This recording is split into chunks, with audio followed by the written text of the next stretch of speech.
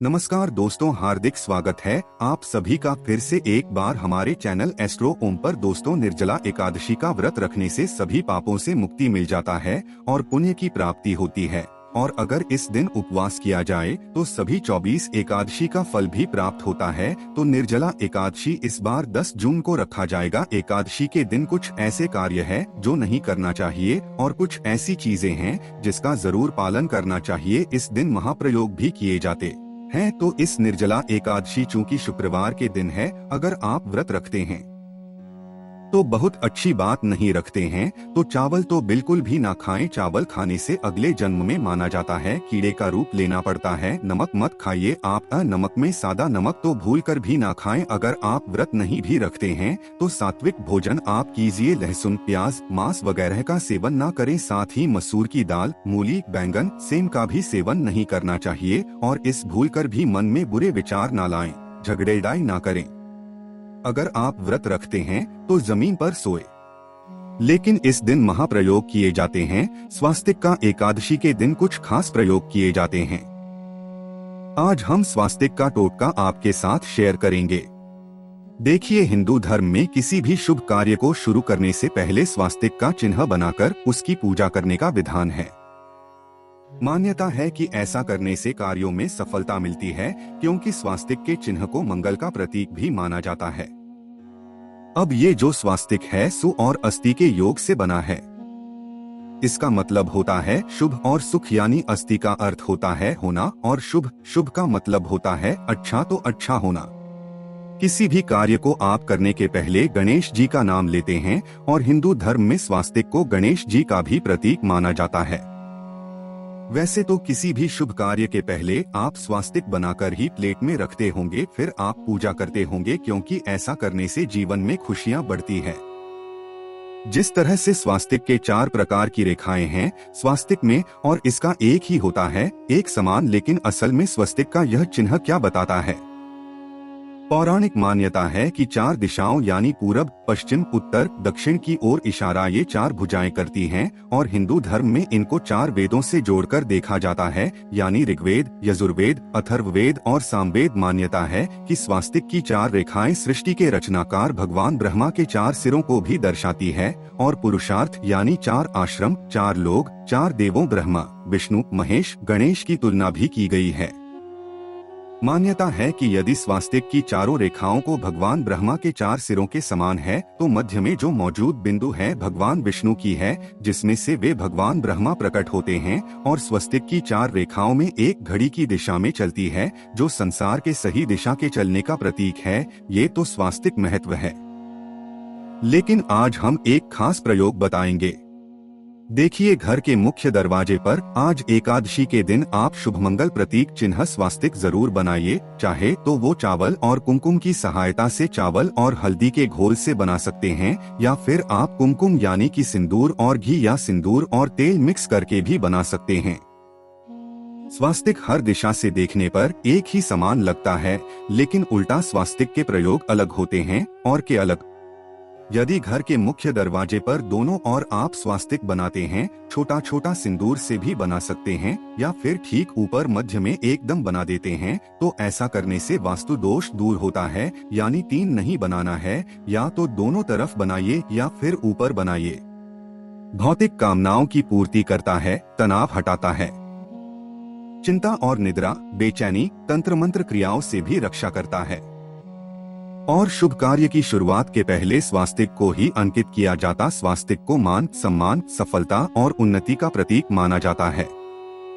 अगर जीवन में बहुत परेशानी हो तो इस किसी भी एकादशी के दिन आप स्वास्तिक को प्राण प्रतिष्ठा करवाकर चौखट पर लगवा सकते हैं। वो तांबे का भी हो सकता है, और आप चाहें तो एक स्वास्तिक जो चांदी होता है उसका आप ले आइए, रेडीमेड मिलता है छोटा सा, और लाकर उसको अपने पूजा घर में रखकर पूजा करें।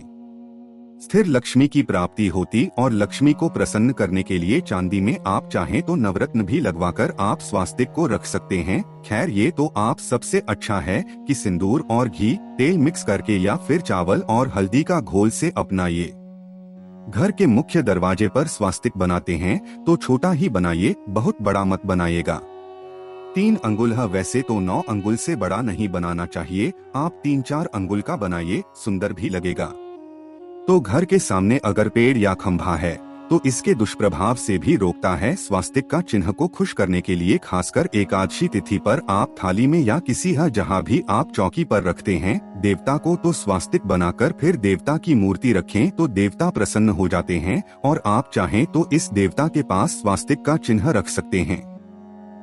एक विशेष उपाय, अगर मुख्य दरवाजे की दहलीज के दोनों ओर स्वास्तिक बनाकर उसकी पूजा करें।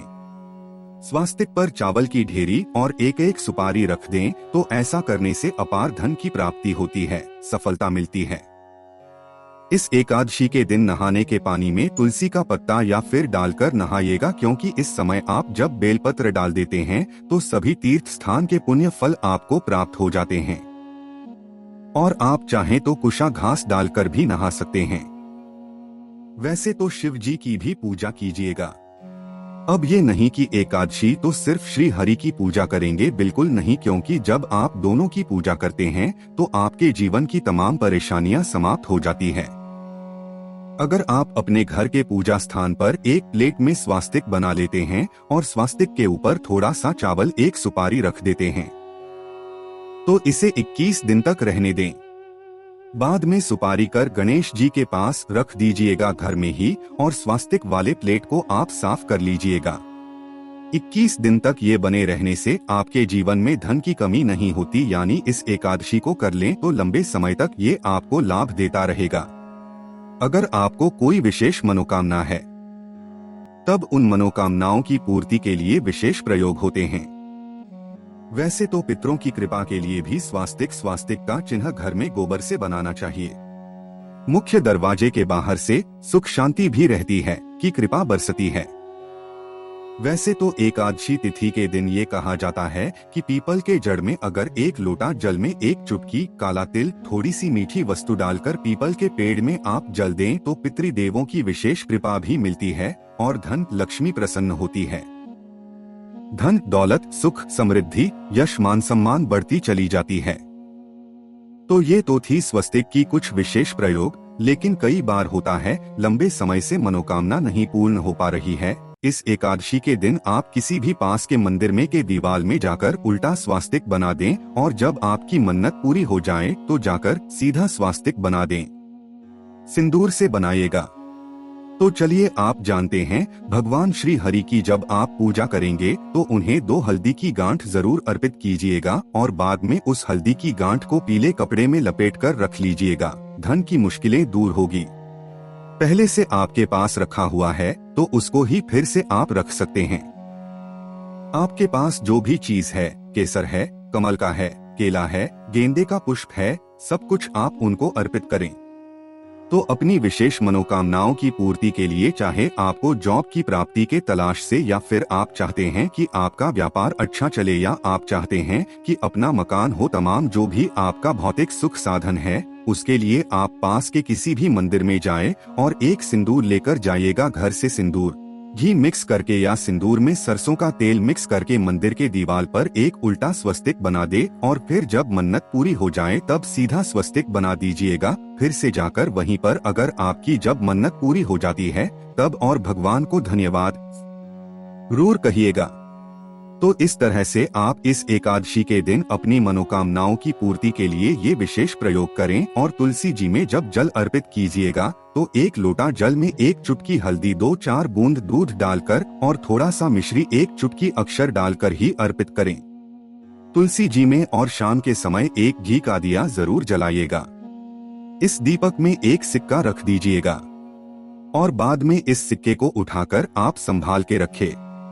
वैसे ये सिक्का रोज के दीपक में भी आप डालकर जला सकते। ये सिक्का सिद्ध हो जाएगा। फिर किसी जरूरी काम से आप घर से बाहर निकलते हैं तो ये सिक्का पास में रखकर निकलें तो आपको कार्यों में सिद्धि मिलेगी। तो इस दिन बहुत तरह के प्रयोग किए जाते हैं, लेकिन याद रखिएगा दीपक का प्रयोग जरूर करना है। और अपने घर के मुख्य दरवाजे पर अंदर की तरफ से आप चाहें तो एक दिया जला दें। अगर नहीं आप जला पा रहे हैं किसी कारणवश, कम से कम एक दीपक पास के मंदिर में, एक दीपक तुलसी के नीचे, एक दीपक अपने घर के, और अगर आपके घर के आसपास बेलपत्र बेलपत्र का पेड़ है बेलपत्र जो शिवजी को अर्पित किए जाते हैं। ना उसी पेड़ के नीचे एक घी का 2 मुखा दिया और उसमें एक चावल का दाना डालकर शाम के समय जरूर जला दीजिएगा। समस्त मनोकामनाओं की पूर्ति हाथों हाथ होगी।